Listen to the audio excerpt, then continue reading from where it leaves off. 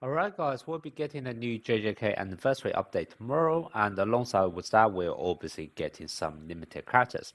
Now some of the limited characters are already confirmed because they were out on JP.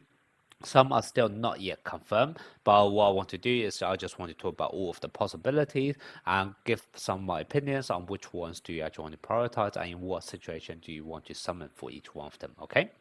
Now, what do we know that's definitely coming? So we know from the update tomorrow, straight away, we're going to get this newer version of Red Yuji and also this Green Totem. And then on Christmas Eve, I believe, we're also going to get Yellow Sukuna. And then eventually, we'll also get Red Mahito. And those are the four new limited characters that we already know will definitely be coming. There should be a fifth one as well that's going to be announced, well, sorry, released around New Year's period. I actually believe the announcement will be made probably in just 2 or 3 days' time in terms of like who that is, but we probably wouldn't know the full kit till closer to New Year period. But there should still be one last limited character coming up on JP, so that's kind of what you may also want to wait and see who that is. And then, alongside with all of that, we are also going to get some reruns. So there will definitely be one rerun, which is Domain Gojo plus Sukuna plus Zhong Yuji. However, personally, I also think there will be a rerun for Honor Gojo, Tin Nanami, and also Shoko.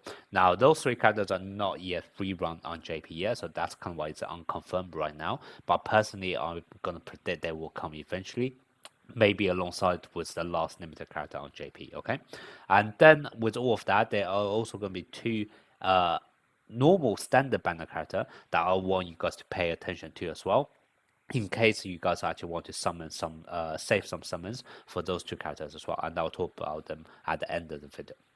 Okay, now, the way I'm going to do this tier is rather than looking at a character's complete strengths, what I'm going to more look at is going to be what's going to be the closest alternative to actually sub them out. And basically, the way I'm doing, the reason why I'm doing it this way is that a lot of the floors, especially on the end game, let's say floor 70 onwards, it requires very specific team composition. And in order for you to actually go past those team compositions, basically what's going to require is that you need to have very specific roles for each member of the team. And if that role can already be let's say accomplished by someone else, then obviously the value of getting that character is not going to be as high. And that's kind of why a lot of my tiers are not going to be based on just a number or a character, S tier, A tier, or B tier. Instead, I put down a narrative to talk about the reasoning in what kind of situation should you actually go and summon for those characters, okay? But don't worry, I will explain all of them as I go down the list. Okay, now let's start off with top of the list, which is going to be Domain Gojo. I think he is just going to be the de facto number one because, first of all, if you're a new player who don't have him, definitely get him. He is going to make your gameplay so much easier. For even for the tower floor, which is the hardest game content, he can easily help you to get up to floor 70, no problem. Okay, so that's why he's very very good. Endgame, floor 70 onwards, etc., his value is going to take a massive dip. However, in order to even get that far, I'm going to assume you probably already have him. So that's kind of why I put it down in this tier, which is basically, I'm going to assume you already have him. If you don't, then definitely go and summon for him, okay? Now, moving on to the next tier, are going to be two pair of characters. So the first pair being Red Mahito and also Tin Nanami. Second pair, which is going to be Shoko plus Totem. Now, obviously, the characters in that pair are going to be different to quite some cases quite big extent. However, they are also going to be a core part of the role that they play are going to be very similar and can be substituted by each other. So it's not to say that one character is worse than the other, or one character is going to be so much better than the other. It's just more that if you already happen to have one character out of that pair, then the incremental value of getting the other character is not going to be as obvious because yes, if you're just missing that role completely, then you'll be stuck on, let's say, all of the red floor or all of the green floor. However, if you already have one of them, you may not be able to clear all of the red floor, but you can probably clear 80 or 90% of the red floors. And as a result, the incremental value is not going to be as high. Now, what's going to be the distinction between the first pair, which is Red Enemy, and also Red Mojito? Both of them are basically like a hybrid DPS and also supporter role. They do both the multiplier zone that they apply in it's going to be a damage dealt. Nanami is able to provide damage dealt buff. Mahito is able to provide damage dealt debuff. So there's a tiny distinction there, and that's kind of why for certain floor, let's say if the enemy is immune to debuff or weakens your buff, there's going to be a quite big difference in the performance out of those two characters. But like I said, that's not going to be the case for all of the red floor. It's only going to be for a few of the red floor. So therefore, vast majority of the time, the incremental difference is not going to be massive. Mahito also does a lot more damage, whereas Nanami is a lot more support focused, but only does a tiny bit of damage on top of that.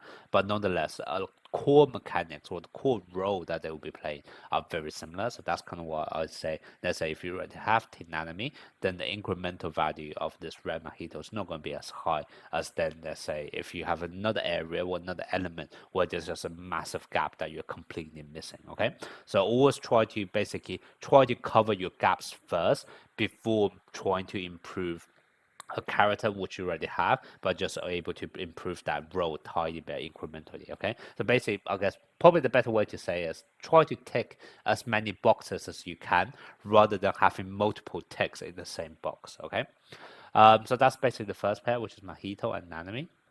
Then the second pair is going to be between Shoko and also Todo. Now, there's actually a much bigger distinction between the two characters here, which is the fact that Shoko is actually a healer, whereas Todo can actually do a bit of decent damage. But then in terms of the buff that they're able to provide, Shoko is able to provide physical and also curse technique increase buff, whereas Todo is only able to increase physical buff. However, he's also able to increase other buffs such as crit damage, crit rate, black flash rate, etc. Now, the distinction you have to make out of the two is more going to be up to you what kind of green DPS you typically play. Now, if you only ever play physical green DPS, then I'll probably say, Todo is obviously going to be better. However, if every now and then you're also forced to play, let's say, a curse technique DPS, then I'll probably say the value of Shoko is going to be a bit better because she's going to be more universal. But once again, if your DPS is only going to be a physical typing, then the additional value or the distinction between Shoko and Todo is not going to be as massive. So that's kind of what, once again, if you already happen to have one of them, you can potentially get away without the other. And by having one of them, obviously, what I mean is that if you already mentioned some Shoko previously, then the additional value of Todo is not going to be as important. Okay. So that's basically going to be the next tier, which is basically just based on whether or not you already happen to have, Teen Nanami and Shoko on your box. And if you already have them, then what's going to be really the incremental value that Mahito or Todo is able to provide. Now, then I am gonna ask you guys to take a break and actually see what's gonna be the last limited character on JP and actually take a look at his full kit, etc. before then deciding on one of the other characters down the list. Because all of the other characters down the list can potentially be replaced by characters on standard banner to some extent. Once again, they are obviously going to be performing better, but if you can already get a budget replacement just from standard banner character, is it really worth going all out to summon for someone just to get a tiny bit of incremental value, right? So that's kind of why for the next tier, I'm just going to leave it blank because I don't know what's going to be the last limited character on JP. And I will strongly advise everyone to wait and see what's going to be that last limited character as well before then pulling the trigger to decide which other limited character you want to summon for. Okay, and let's assume you have already summoned for this whoever this last limited character is, or you decide to skip him because it's not interesting, and you still have some other resources that you can summon for someone else. The next character I'm going to recommend is going to be Zhong Yuji. Now, Zhong Yuji somewhat unique in the sense that there are not many good yellow physical DPS in the game right now. Now, of course, if we talk about yellow DPS, there's Team Gojo, who's absolutely terrific. However, his curse technique. So if ever there's a floor which requires yellow damage and also physical damage, then there really isn't many options out there. The only one I can actually think of is going to be Yellow Toji, who, yes, eventually will be a standard banner character. However, we don't really know when that will be, okay? So essentially, you could just get Zhong Yuji if you don't want to wait for that long. And also, Zhong Yuji is actually a lot better than Yellow Toji as well. So that's kind of why, yes, there could be another standard banner alternative eventually very, very far down the line. However, Zhong Yuji is probably worth picking up just in the meantime to provide you any kind of basically physical DPS for any of those floors which require. Okay, so that's kind of why yellow Zhong Yuji is going to be my next choice out of the remaining limited characters. And then afterwards, it's going to be other limited characters who can actually be replaced already by someone else in standard banner. So starting off, we have Sukuna. Sukuna can potentially be replaced by Max Dupe Jogo, which you can just get from Phantom Medals. Okay. Now we don't have this new version of Red Yuji, which can be replaced by Toji to some extent. Then we have Yellow Sukuna, which, like I said, because it's a yellow cast technique damage, can be replaced by Yellow Team Gojo. Then we have Ono Gojo, who can actually be replaced by the new Green Megami and also potentially also green Mechamaru that will be soon getting in the latest standard banner update. Okay, so that's kind of why all of them can already right now to some extent be replaced by someone else from standard banner. Yes, are they going to be a lot stronger than the standard banner alternative? Yes, they are, but it's really worth it, especially if we actually consider, trying to guarantee a character in this game just requires a ridiculously high amount of luck or pity. It's really worth the risk of trying to go for one of them if you already have a completely capable budget alternative from the standard banner. Okay, so that's kind of why I'm going to put all of them in the last tier. Now, almost on the complete opposite argument to what I just talked about, those kind of limited characters, they're very strong but have an alternative budget replacement. There are actually also going to be two upcoming standard banner character which doesn't really have a replacement. However, because they're standard banner rather than limited time, they will be eventually quite easy to get down the road. So that's kind of why I also put those two characters out, just so for you guys to consider. It's going to be obviously up to you whether or not you want to wait for a very, very long time for them to be eventually added to standard banner, or you actually want to just summon for them straight away because of this actual unique role that they're able to provide. Okay. Now, the first character here is going to be Red Megumi.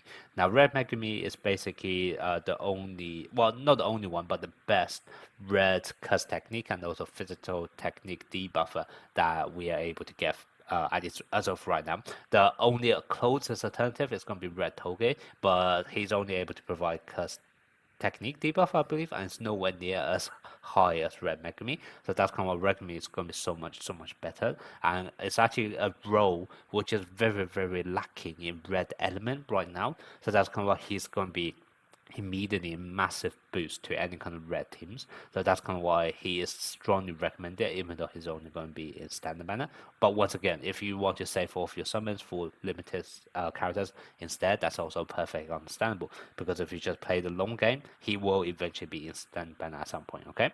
And then we also have Kurosabi. Kurosabi is kind of like a mixture. Not Kurosabi. Sorry, Kusakabe. He is almost like a combination of SR Kaito and also Junpei, also to some extent Yellow Toge, because he can prevent one of your allies from dying as well by sacrificing his own HP. He can also provide a bit of damage dealt buff, so to that extent, also someone similar to Domain Megami. Basically, he can provide a lot of value, which individually might be replaceable by another character, but because he has one kit which covers all of them, that makes him very, very unique. A lot of time you might be able to get away without having him because if you just care about survivability, you can just use Junpei or Shoko instead, and Shoko obviously also offer other type of buff. However, you could also say Kusakabe is able to provide all of those damage reduction, but at the same time also provide damage dealt buff, which is similar to what Domain Megami is able to do. So essentially he is actually going to be very, very useful in some situations as well. Out of the two, I'll probably still say Megami is able to provide a slightly more unique value than what Kusakabe is able to offer, but nonetheless both of them I think are unique enough that I think you guys want to just at least consider them slightly as well. Okay, but yeah, that's going to be my thoughts on all of the limited character and also a few standard banner character that will be coming up. Let me know what you guys think and also who are you going to summon for.